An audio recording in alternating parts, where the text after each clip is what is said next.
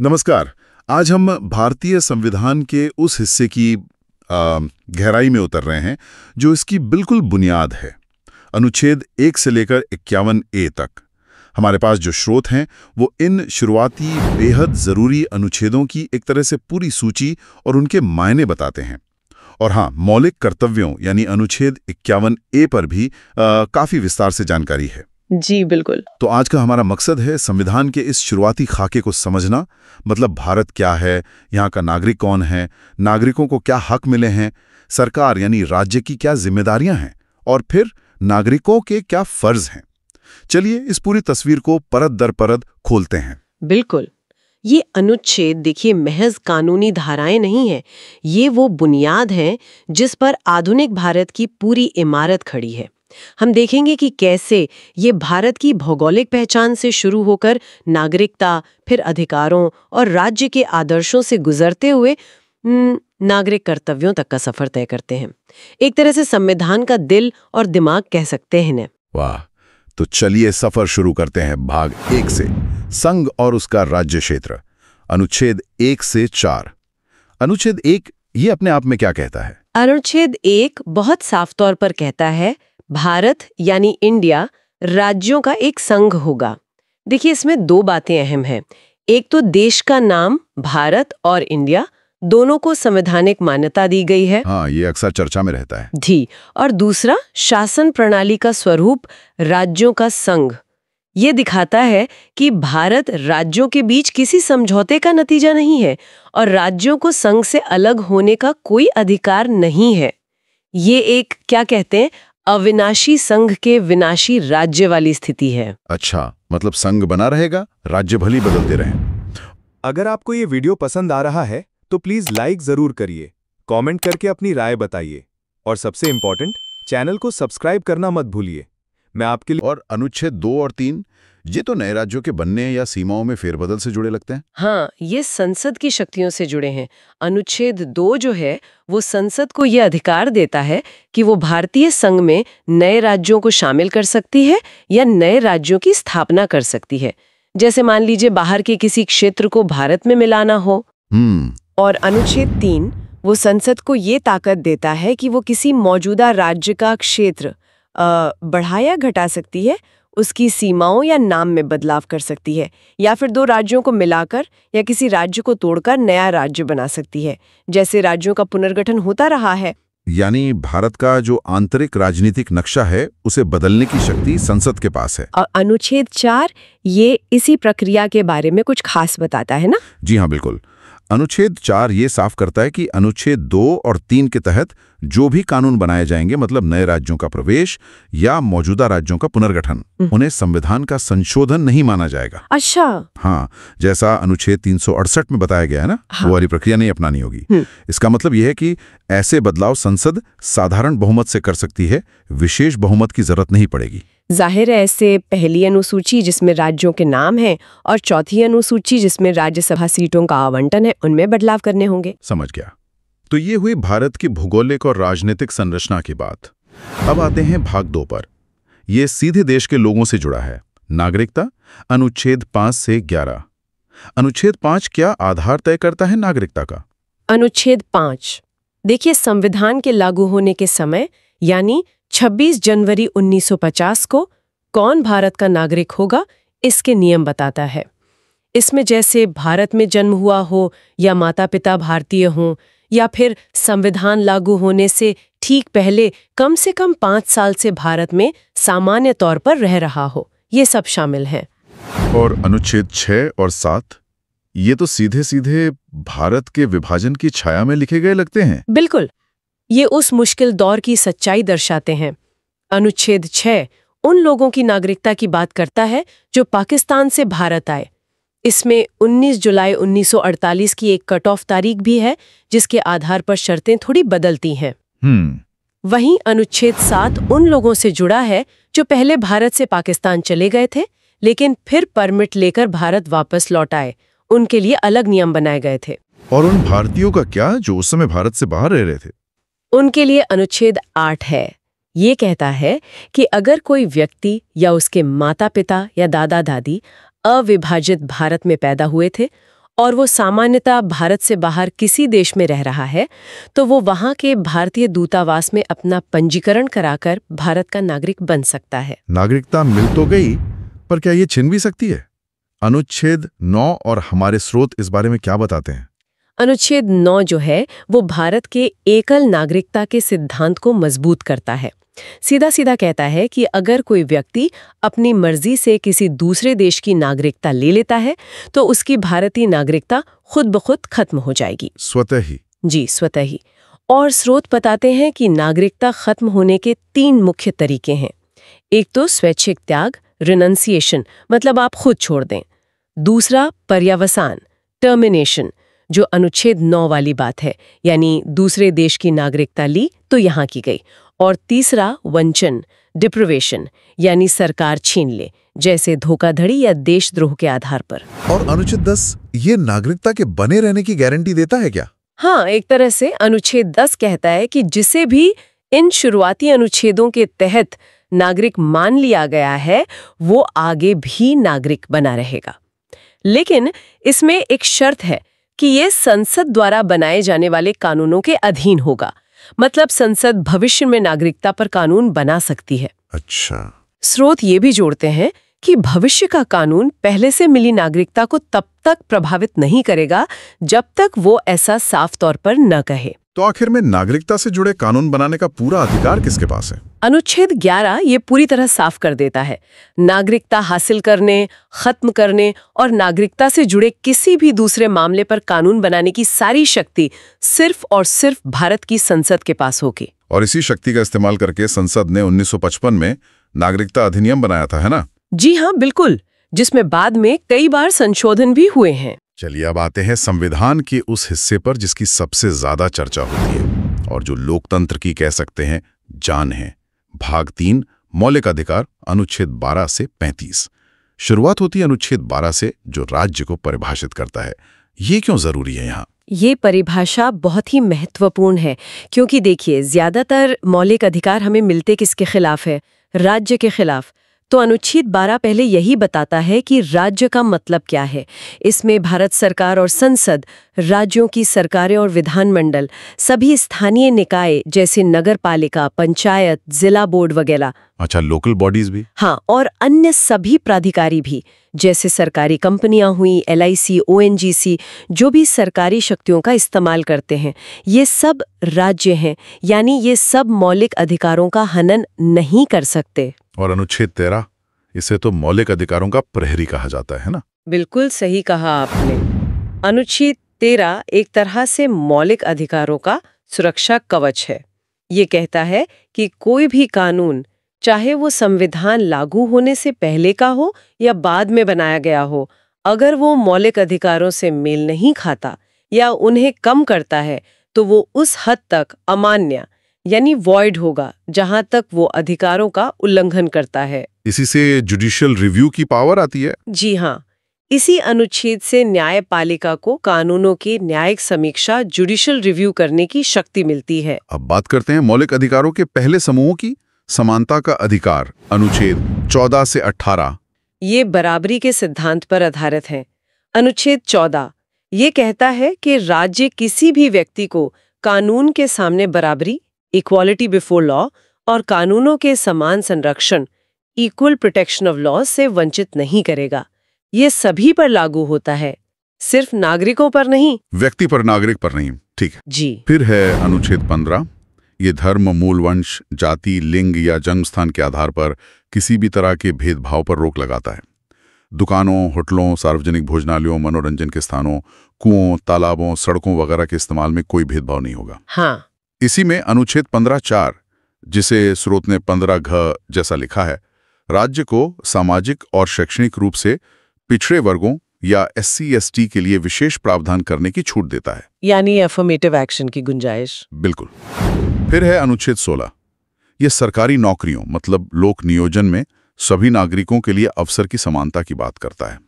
धर्म, जाति, लिंग, वंश, जन्मस्थान या निवास के आधार पर कोई भेदभाव नहीं होगा। लेकिन इसमें भी आरक्षण का प्रावधान है। हाँ, अनुच्छेद 16(4) स्रोत में 16(घ) राज्य को यह अधिकार देता है कि वो पिछड़े वर्गों के लिए आरक्षण का प्रावधान कर सकता है अगर राज्य को लगता है कि सरकारी सेवाओं में उनका प्रतिनिधित्व पर्याप्त नहीं है। और अनुच्छेद 17 करता है और इसका किसी भी रूप में पालन करना दंडनीय अपराध बनाता है। ये एक एब्सोल्यूट अधिकार है, इस पर कोई प्रतिबंध नहीं है। और अनुच्छेद 18 उपाधियों का अंत। जी, ये सेना या शिक्षा संबंधी सम्मानों को छोड़कर राज्य द्वारा कोई भी उपाधि देने पर रोक लगाता है और कोई भारतीय नागरिक भी विदेशी राज्य से बिना राष्ट्रपति के अनुमति के कोई उपाधि स्वीकार नहीं कर सकता। समानता के बाद आता है स्वतंत्रता का अधिकार। अनुच्छेद 19 से 22। अनुच्छेद 19 में तो कई तरह की आजादियां दी गई हैं। हाँ बिल्कुल। अनुच्छेद 19 भारतीय नागरिकों के लिए 6 बुनियादी स्वतंत्रताओं की गारंटी देता है। पहला 19(1)(a) बोलने और अभिव्यक्ति की स्वतंत्रता। इसी में प्रेस की स्वतंत्रता भी शामिल मानी जाती है। दूसरा 19(1)(b) शांति से बिना हथियारों के इकट्ठा होने की स्वतंत्रता। तीसरा 19(1)(c) संघ, संगठन या सहकारी समितियां बनाने की स्वतंत्रता। ठीक है। चौथा 19(11)(d) भारत में कहीं भी बेरोक-टोक घूमने फिरने की स्वतंत्रता। पांचवा 19(11)(e) भारत के किसी भी हिस्से में बसने या रहने की स्वतंत्रता। और छठा वो तो अब नहीं है। हाँ 19(11)(f) जो संपत्ति की स्वतंत्रता थी, उसे 1978 में 44वें संशोधन से हटा दिया गया। अच्छा। और आखिरी 19(11)(g) कोई भी पेशा, व्यापार या कारोबार करने की स्वतंत्रता। लेकिन ये सब एब्सोल्यूट नहीं है ना? नहीं, बिल्कुल नहीं। ये याद रखना बहुत जरूरी है कि ये सभी स्वतंत्रताएं असीमित नहीं हैं। राज्य इन पर देश की सुरक्षा, सार्वजनिक व्यवस्था, नैतिकता, मानहानि, न्यायालय की अवमानना वगैरह के आधार पर उचित प्रतिबंध, रीजनेबल रिस्ट्रिक्शंस लगा सकता है। उचित प्रतिबंध, ठीक है। अब अनुच्छेद 20 और 21 ये तो व्यक्ति के जीवन और उसकी स्वतंत्रता से जुड़े सबसे बुनियादी अधिकार लगते हैं। निश्चित रूप से। और ये इतने बुनियादी हैं कि आपातकाल में भी निलंबित नहीं किए जा सकते। अच्छा जी। अनुच्छेद 20 जो है वो अपराधों के लिए सजा के संबंध में 3 तरह का संरक्षण देता है। पहला, किसी व्यक्ति को उसी काम के लिए सजा मिलेगी जो उस समय कानूनन अपराध था, no ex post facto criminal law. दूसरा, किसी को एक ही अपराध के लिए एक से ज्यादा बार सजा नहीं मिलेगी, नो डबल जेपर्डी। और तीसरा, किसी को अपने ही खिलाफ गवाही देने के लिए मजबूर नहीं किया जाएगा, नो सेल्फ इंक्रिमिनेशन। और अनुच्छेद 21 प्राण एवं दैहिक स्वतंत्रता। हाँ, ये कहता है कि किसी भी व्यक्ति को विधि द्वारा स्थापित प्रक्रिया के बिना उसके प्राण या दैहिक स्वतंत्रता से वंचित नहीं किया जाएगा। और सुप्रीम कोर्ट ने इसकी व्याख्या बहुत ही उदार तरीके से की है।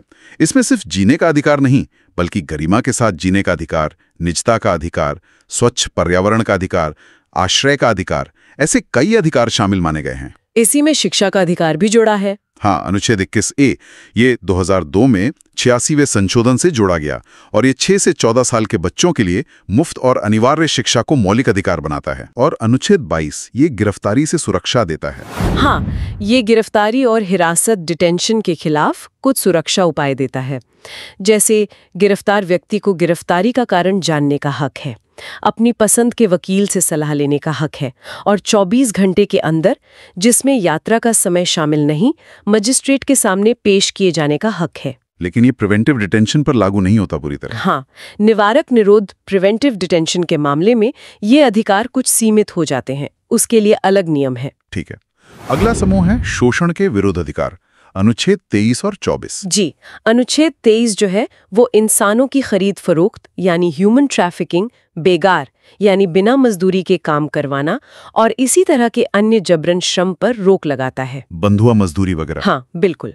और अनुच्छेद 24 ये 14 साल से कम उम्र के बच्चों को किसी भी कारखाने, खान या अन्य खतरनाक काम में लगाने से मना करता है, बाल श्रम निषेध। फिर आता है धार्मिक स्वतंत्रता का अधिकार, अनुच्छेद 25 से 28। ये भारत के धर्मनिरपेक्ष चरित्र को कैसे दर्शाता है? देखिए, ये अनुच्छेद भारत की धर्मनिरपेक्षता की नींव है। अनुच्छेद 25 ये सभी व्यक्तियों को, सिर्फ नागरिक नहीं, सभी व्यक्तियों को, अच्छा, सभी व्यक्तियों को, हाँ, अपने अंतःकरण की स्वतंत्रता यानी किसी भी धर्म को मानने, उस पर आचरण करने और उसका प्रचार करने की स्वतंत्रता देता है, लेकिन जबरन धर्मांतरण की नहीं। ये व्यक्तिगत धार्मिक स्वतंत्रता है। और अनुच्छेद 26 अनुच्छेद 26 हर धार्मिक संप्रदाय को अपने धार्मिक मामलों का प्रबंधन करने, संस्थाएं बनाने और चलाने और चल अचल संपत्ति रखने का अधिकार देता है। ये सामूहिक धार्मिक स्वतंत्रता है। ठीक है, व्यक्तिगत और सामूहिक। जी। फिर अनुच्छेद 27 कहता है कि किसी भी व्यक्ति को ऐसा कोई टैक्स देने के लिए मजबूर नहीं किया जाएगा जिसकी आय किसी विशेष धर्म के प्रचार प्रसार पर खर्च होती हो। मतलब राज्य धर्म के नाम पर टैक्स नहीं ले सकता। और 28 शिक्षण संस्थानों में धार्मिक शिक्षा। हाँ, अनुच्छेद 28 सरकारी शिक्षण संस्थानों में धार्मिक शिक्षा देने पर रोक लगाता है। जो संस्थान राज्य से सहायता लेते हैं उनमें धार्मिक शिक्षा दी जा सकती है, लेकिन किसी को उसमें भाग लेने के लिए मजबूर नहीं किया जा सकता। समझ गया। और इसके बाद है संस्कृति और शिक्षा संबंधी अधिकार, अनुच्छेद 29 और 30। ये खासकर अल्पसंख्यकों के लिए माने जाते हैं। हाँ, ये अल्पसंख्यकों के हितों की रक्षा करते हैं, लेकिन अनुच्छेद 29 का दायरा थोड़ा व्यापक है। अनुच्छेद 29 कहता है कि भारत के किसी भी हिस्से में रहने वाले नागरिकों के किसी भी समूह को जिनकी अपनी अलग भाषा, लिपि या संस्कृति है, उसे बनाए रखने का अधिकार होगा। अच्छा, ये सिर्फ अल्पसंख्यकों के लिए नहीं है? नहीं, ये नागरिकों के किसी भी समूह की बात करता है और ये सरकारी या सरकारी सहायता प्राप्त शिक्षण संस्थानों में धर्म, जाति, भाषा आदि के आधार पर प्रवेश से इनकार करने पर भी रोक लगाता है। और अनुच्छेद 30? अनुच्छेद 30 खास तौर पर धार्मिक या भाषाई आधार पर सभी अल्पसंख्यक वर्गों को अपनी पसंद के शिक्षण संस्थान खोलने और चलाने का अधिकार देता है और राज्य सहायता देने में इस आधार पर भेदभाव नहीं करेगा कि वो संस्थान अल्पसंख्यक द्वारा चलाया जा रहा है। ठीक है, अब आता है अनुच्छेद 31, जिसका जिक्र हमारे स्रोत में निरसित यानी हटाए गए के तौर पर है। ये क्या था? जी, अनुच्छेद 31 पहले संपत्ति के अधिकार से जुड़ा था, जो एक मौलिक अधिकार हुआ करता था, लेकिन 1978 में 44वें संविधान संशोधन द्वारा इसे मौलिक अधिकारों की सूची से हटा दिया गया। तो अभी अधिकार खत्म हो गया? नहीं, खत्म नहीं हुआ। अब ये एक संवैधानिक या कह लीजिए कानूनी अधिकार है जो अनुच्छेद 301 के तहत आता है। अनुच्छेद 301 कहता है कि किसी भी व्यक्ति को कानून के प्राधिकार के बिना उसकी संपत्ति से वंचित नहीं किया जाएगा। मतलब सरकार कानून बनाकर ही संपत्ति ले सकती है, मनमाने ढंग से नहीं। मौलिक अधिकार नहीं, पर कानूनी अधिकार है। बिल्कुल। और आखिर में मौलिक अधिकारों को असलियत में लागू करवाने वाला अधिकार, अनुच्छेद 32 संवैधानिक उपचारों का अधिकार। इसे इतना खास क्यों माना जाता है? डॉक्टर अंबेडकर ने इसे संविधान की आत्मा और हृदय कहा था। हाँ, क्योंकि इसके बिना बाकी सारे मौलिक अधिकार बेमानी हो जाते। अनुच्छेद 32 हर नागरिक को ये अधिकार देता है कि अगर उसके मौलिक अधिकारों का हनन होता है तो वो सीधे सुप्रीम कोर्ट जा सकता है। सीधे सुप्रीम कोर्ट? हाई कोर्ट नहीं? हाई कोर्ट भी जा सकते हैं अनुच्छेद 226 के तहत, लेकिन अनुच्छेद 32 खुद एक मौलिक अधिकार है जो सीधे सुप्रीम कोर्ट जाने का रास्ता खोलता है। और सुप्रीम कोर्ट को इन अधिकारों को लागू करवाने के लिए निर्देश या आदेश या रिट्स जारी करने की शक्ति है। ये 5 तरह की रिट्स हैं। हाँ, वो 5 रिट कौन सी हैं? और अधिकार पृच्छा, किसी व्यक्ति से पूछना कि वो किस अधिकार से सार्वजनिक पद धारण किए हुए हैं। बहुत महत्वपूर्ण। इस भाग के अंत में अनुच्छेद 33, 34 और 35 हैं। ये मौलिक अधिकारों पर कुछ शर्तें या विशेष नियम लगाते हैं। क्या? हाँ, ये कुछ विशेष परिस्थितियों से संबंधित है। अनुच्छेद 33 ये संसद को अधिकार देता है कि वो सेना, अर्धसैनिक बलों, पुलिस, खुफिया एजेंसियों वगैरह के सदस्यों के मौलिक अधिकारों को सीमित कर सकती है। क्यों? ताकि वे अनुशासन में रहें और अपने कर्तव्यों का ठीक से पालन कर सकें। देश की सुरक्षा का मामला है। और 34 मार्शल लॉ। हाँ, अनुच्छेद 34 बताता है कि अगर भारत के किसी हिस्से में मार्शल लॉ यानी सैन्य शासन लागू है तो उस दौरान मौलिक अधिकारों पर क्या प्रतिबंध लगाए जा सकते हैं, ये तय करने का अधिकार संसद को होगा। और 35? अनुच्छेद 35 ये कहता है कि कुछ खास मौलिक अधिकारों को प्रभावी बनाने के लिए कानून बनाने की शक्ति सिर्फ संसद के पास होगी, राज्यों के विधानमंडलों के पास नहीं। जैसे छुआछूत के लिए दंड तय करना या सरकारी नौकरियों में निवास की शर्त लगाना कुछ मामलों में, या अनुच्छेद 33 और 34 से जुड़े कानून बनाना। ऐसा इसलिए ताकि पूरे देश में एकरूपता बनी रहे। ठीक है, तो ये था मौलिक अधिकारों का विस्तृत दायरा। बहुत कुछ है इसमें। अब संविधान के अगले महत्वपूर्ण पड़ाव पर चलते हैं। भाग 4, राज्य की नीति के निर्देशक तत्व यानी डीपीएसपीज। अनुच्छेद 36 से 51। ये मौलिक अधिकारों से अलग कैसे हैं और इनका मकसद क्या है? देखिए, 2 मायनों में मुख्य रूप से अलग हैं। पहला, जैसा आपने कहा, मौलिक अधिकार ज्यादातर नकारात्मक है, मतलब राज्य को कुछ करने से रोकते हैं, जबकि निदेशक तत्व सकारात्मक है, राज्यों को कुछ करने का निर्देश देते हैं। दूसरा और सबसे अहम फर्क ये है कि मौलिक अधिकार न्यायोचित हैं, जस्टिसिएबल हैं, उनके उल्लंघन पर आप कोर्ट जा सकते हैं। लेकिन निदेशक तत्व गैर न्यायोचित हैं, यानी इन्हें कोर्ट के जरिए लागू नहीं करवाया जा सकता। तो फिर इनका फायदा क्या है? फायदा है। अनुच्छेद 37 खुद कहता है कि भले ही कोर्ट में लागू ना हो, लेकिन ये देश के शासन के लिए मूलभूत है और कानून बनाते समय इन्हें लागू करना राज्य का कर्तव्य होगा। इनका मकसद मोटे तौर पर भारत को एक लोक कल्याणकारी राज्य यानी वेलफेयर स्टेट बनाना और सामाजिक आर्थिक न्याय स्थापित करना है। ये एक तरह से राज्य के लिए लक्ष्य तय करते हैं। तो शुरुआत यहाँ भी अनुच्छेद 36 से होती है, राज्य की परिभाषा के साथ। जी हाँ, अनुच्छेद 36 कहता है कि इस भाग के लिए भी राज्य का वही मतलब है जो भाग 3 यानी मौलिक अधिकारों में था। तो ये निर्देश भी उन्हीं सब संस्थाओं के लिए है, सरकार, संसद, विधानमंडल, लोकल बॉडीज वगैरह। और अनुच्छेद 37 इनकी प्रकृति और अहमियत बताता है, जैसा आपने कहा। बिल्कुल, साफ करता है कि ये कोर्ट द्वारा लागू नहीं होंगे, लेकिन देश चलाने के लिए बुनियादी सिद्धांत हैं और सरकार का ये कर्तव्य है कि वो अपनी नीतियां बनाते और कानून लागू करते समय इन सिद्धांतों को ध्यान में रखें। ये एक तरह से सरकार के काम का नैतिक आधार हैं। चलिए कुछ प्रमुख निदेशक तत्वों पर नजर डालते हैं जो हमारे स्रोतों में शामिल हैं। ये किस तरह के समाज की कल्पना करते हैं? ये एक बहुत ही प्रगतिशील और न्यायपूर्ण समाज की रूपरेखा खींचते हैं। देखिए, जैसे अनुच्छेद 38 है, ये कहता है कि राज्य ऐसी सामाजिक व्यवस्था बनाएगा जिसमें लोगों का कल्याण हो, सामाजिक, आर्थिक, राजनीतिक न्याय मिले। साथ ही आय, प्रतिष्ठा, सुविधाओं और अवसरों की असमानता को कम करने का प्रयास करेगा। ये तो बहुत बड़ा लक्ष्य है। जी, फिर अनुच्छेद 39 है। इसमें राज्य के लिए कुछ नीतियां बताई गई हैं, जैसे क सभी नागरिकों, पुरुषों या महिला, सबको आजीविका के पर्याप्त साधन मिले। ख देश के भौतिक संसाधनों का बंटवारा इस तरह हो कि ज्यादा से ज्यादा लोगों का भला हो। ग धन और उत्पादन के साधन कुछ ही हाथों में जमा ना हो। घ पुरुषों और महिलाओं को समान काम के लिए समान वेतन मिले। स्रोत ने इन्हें क, ख, ग, घ करके बताया है। समान काम समान वेतन, ये तो बहुत सुना है। ये डीएसपी है? हाँ, ये अनुच्छेद 39 घ में एक निवेशक तत्व है। फिर अनुच्छेद 39A, स्रोत में 39 के लिखा है। ये कहता है कि सभी के लिए समान न्याय सुनिश्चित करना और गरीबों को मुफ्त कानूनी सहायता देना। ये भी बहुत जरूरी है। बिल्कुल। फिर अनुच्छेद 40, गांधी जी का सपना, ग्राम पंचायतों का गठन करना और उन्हें स्वशासन की इकाइयों के रूप में काम करने लायक बनाना। पंचायती राज। जी। अनुच्छेद 41 कहता है कि कुछ विशेष हालात में, जैसे बेरोजगारी, बुढ़ापा, बीमारी, विकलांगता, लोगों को काम पाने, शिक्षा पाने और सार्वजनिक सहायता पाने का अधिकार सुनिश्चित करना, जैसे पेंशन योजनाएं वगैरह। अनुच्छेद 42, काम करने की जगह पर न्यायपूर्ण और मानवीय माहौल बनाना और महिलाओं के लिए प्रसूति सहायता का इंतजाम करना, मैटरनिटी बेनिफिट। अनुच्छेद 43, सभी कामगारों के लिए जीवन निर्वाह लायक मजदूरी, एक अच्छा जीवन स्तर और आराम सुनिश्चित करना और कुटीर उद्योगों को बढ़ावा देना। और अनुच्छेद 44, यूनिफॉर्म सिविल कोड। हाँ।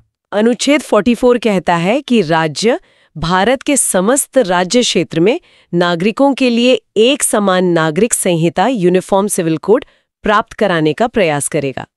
ये काफी चर्चित रहता है। बिल्कुल। और अनुच्छेद 45, बच्चों की शिक्षा। जी, लेकिन इसमें 86वें संशोधन से बदलाव हुआ है।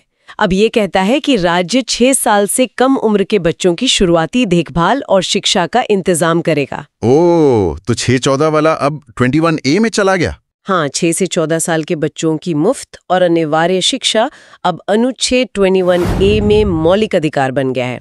तो 45 अब 6 साल से कम उम्र के बच्चों की देखभाल यानी अर्ली चाइल्डहुड केयर पर फोकस करता है। ठीक है। और 46 SC ST OBC के लिए? जी, अनुच्छेद 46 कहता है कि राज्य अनुसूचित जातियों एससी, अनुसूचित जनजातियों एसटी और समाज के अन्य कमजोर वर्गों के शैक्षिक और आर्थिक हितों को विशेष सावधानी से बढ़ावा देगा और उन्हें सामाजिक अन्याय और सभी प्रकार के शोषण से बचाएगा। अनुच्छेद 47 स्वास्थ्य और नशाबंदी। हाँ, ये राज्य का कर्तव्य बताता है कि वो लोगों के पोषण स्तर और जीवन स्तर को सुधारे, जन स्वास्थ्य को बेहतर बनाए और खास तौर पर नशीले पेयों और स्वास्थ्य के लिए हानिकारक दवाओं के सेवन पर रोक लगाने का प्रयास करे। शराबबंदी की नीतियां इसी से प्रेरणा लेती हैं। और 48 कृषि, पशुपालन, गोहत्या। अनुच्छेद 48 कहता है कि राज्य कृषि और पशुपालन को आधुनिक और वैज्ञानिक तरीके से संगठित करने का प्रयास करेगा और खासकर गायों, बछड़ों और अन्य दुधारू व भार ढोने वाले पशुओं की नस्ल सुधारेगा और उनके वध पर रोक लगाने के लिए कदम उठाएगा। फिर 48A भी है, पर्यावरण। जी, ये 42वें संशोधन से जोड़ा गया था। अनुच्छेद 48A कहता है कि राज्य देश के पर्यावरण की रक्षा और सुधार करने तथा वनों और वन्य जीवों की रक्षा करने का प्रयास करेगा। और 49 स्मारक। हाँ, अनुच्छेद 49 राष्ट्रीय महत्व के स्मारकों, स्थानों और कलात्मक या ऐतिहासिक वस्तुओं का संरक्षण करना राज्य का दायित्व बताता है। अनुच्छेद 50 न्यायपालिका और कार्यपालिका का पृथक्करण। जी, separation of judiciary from the executive. ये कहता है कि राज्य की लोक सेवाओं में न्यायपालिका को कार्यपालिका से अलग रखने के लिए राज्य कदम उठाएगा। और आखिरी अनुच्छेद 51 अंतर्राष्ट्रीय शांति। हाँ, ये भारत की विदेश नीति का आधार है। अनुच्छेद 51 कहता है कि राज्य अंतर्राष्ट्रीय शांति और सुरक्षा को बढ़ावा देगा, विभिन्न राष्ट्रों के बीच न्यायपूर्ण और सम्मानजनक संबंध बनाए रखेगा, अंतर्राष्ट्रीय कानूनों और संधियों का सम्मान करेगा और अंतर्राष्ट्रीय विवादों को मध्यस्थता से सुलझाने को प्रोत्साहित करेगा। ये तो राज्य के लिए एक बहुत बड़ा और आदर्शवादी एजेंडा है। अब हम आते हैं इस यात्रा के आखिरी हिस्से पर, भाग 4A, जिसमें सिर्फ एक अनुच्छेद है, 51A, मौलिक कर्तव्य। ये कहां से आए और क्यों जोड़े गए? देखिए, ये मूल संविधान का हिस्सा नहीं थे। इन्हें 1976 में आपातकाल के दौरान सरदार स्वर्ण सिंह समिति की सिफारिश पर 42वां संविधान संशोधन के जरिए जोड़ा गया था। आपातकाल के समय? जी, उस समय 10 कर्तव्य जोड़े गए थे। बाद में 2002 में 86वां संशोधन से एक और कर्तव्य जोड़ा गया, शिक्षा वाला। तो अब कुल 11 मौलिक कर्तव्य हैं। इन्हें जोड़ने के पीछे सोच ये थी कि नागरिकों को सिर्फ अपने अधिकारों का ही पता ना हो, बल्कि देश और समाज के प्रति उनके कुछ कर्तव्य भी हैं, उनका भी एहसास होना चाहिए। Rights and duties go hand in hand, ये वाली बात। तो ये कर्तव्य हैं क्या? हमारे स्रोत इनकी पूरी सूची देते हैं, कुछ मुख्य बातों पर रोशनी डालेंगे। हाँ, ये 11 कर्तव्य सिर्फ भारतीय नागरिकों के लिए हैं, विदेशियों के लिए नहीं। इनमें प्रमुख हैं: पहला, संविधान का पालन करना, उसके आदर्शों, संस्थाओं, राष्ट्रध्वज और राष्ट्रगान का सम्मान करना। दूसरा, स्वतंत्रता संग्राम के महान आदर्शों को याद रखना और उनका पालन करना। तीसरा, भारत की संप्रभुता, एकता और अखंडता की रक्षा करना। चौथा, देश की रक्षा करना और जब भी जरूरत पड़े राष्ट्र की सेवा के लिए तैयार रहना। पांचवां, सभी भारतवासियों में समरसता और भाईचारे की भावना बढ़ाना, धर्म, भाषा, क्षेत्र या वर्ग के भेदभाव से ऊपर उठना और ऐसी प्रथाओं का त्याग करना जो महिलाओं के सम्मान के विरुद्ध हों। ये बहुत जरूरी है। बिल्कुल। छठा, देश की मिलीजुली संस्कृति यानी कंपोजिट कल्चर की गौरवशाली परंपरा को समझना और उसे बनाए रखना। सातवां, प्राकृतिक पर्यावरण जिसमें वन, झील, नदी, वन्य जीव शामिल हैं, उनकी रक्षा करना और सुधार करना और सभी प्राणियों के प्रति दया रखना। आठवां, वैज्ञानिक सोच। हाँ, वैज्ञानिक दृष्टिकोण, मानववाद और ज्ञान हासिल करने व सुधार की भावना का विकास करना। नौवां, सार्वजनिक संपत्ति को सुरक्षित रखना और हिंसा से दूर रहना।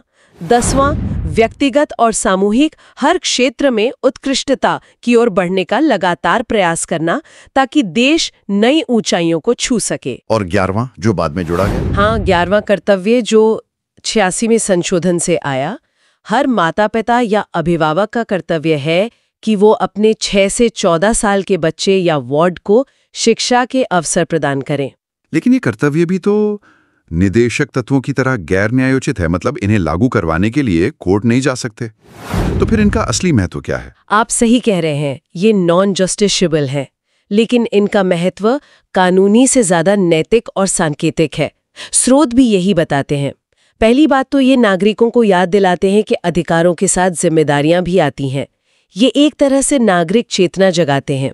दूसरे, ये राष्ट्र विरोधी या समाज विरोधी कामों जैसे राष्ट्रीय झंडे का अपमान करना, सार्वजनिक संपत्ति को नुकसान पहुंचाना, हिंसा करना, इन सब के खिलाफ एक चेतावनी की तरह है। तीसरे, ये नागरिकों में अनुशासन और राष्ट्रीय लक्ष्यों के प्रति प्रतिबद्धता जगाने में मदद करते हैं।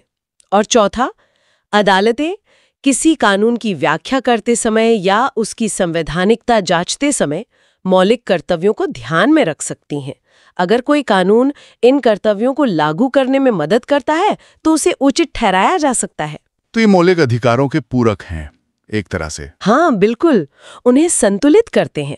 अधिकार और कर्तव्य दोनों मिलकर ही एक जिम्मेदार नागरिक और एक स्वस्थ लोकतंत्र बनाते हैं। क्या इनकी कुछ आलोचनाएं भी हैं?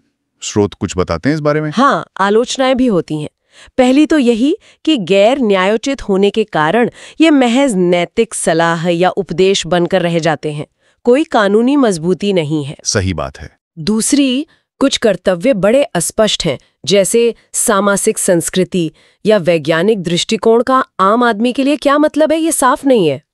तीसरी आलोचना ये है कि ये सूची अधूरी है, इसमें वोट डालना, टैक्स देना जैसे जरूरी नागरिक कर्तव्य शामिल नहीं है, जबकि स्वर्ण सिंह समिति ने टैक्स देने के कर्तव्य की सिफारिश की थी पर उसे माना नहीं गया। ओह, ये दिलचस्प है। चौथी बात, इन्हें भाग 4 निदेशक तत्व के बाद रखा गया है, भाग 4A में। आलोचक कहते हैं कि इससे लगता है जैसे इनका महत्व मौलिक अधिकारों और निदेशक तत्वों से कम है।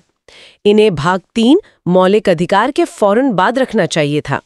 और पांचवी, जैसा मैंने कहा, स्वर्ण सिंह समिति ने कर्तव्य ना निभाने पर सजा का भी सुझाव दिया था, जिसे माना नहीं गया। इससे ये और कमजोर लगते हैं। ये सारे बिंदु सोचने वाले हैं। तो ये थी हमारी संविधान के अनुच्छेद 1 से 51A तक की यात्रा।